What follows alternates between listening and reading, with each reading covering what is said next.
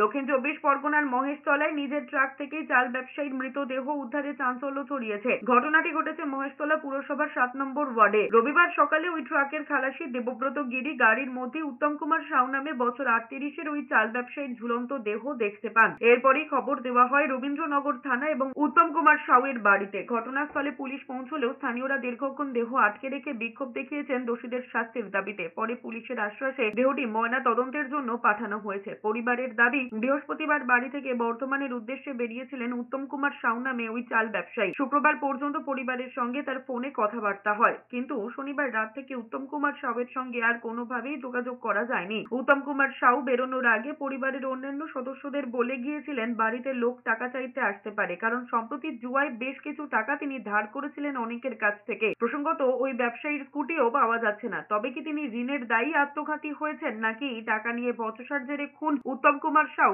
উঠছে প্রশ্ন।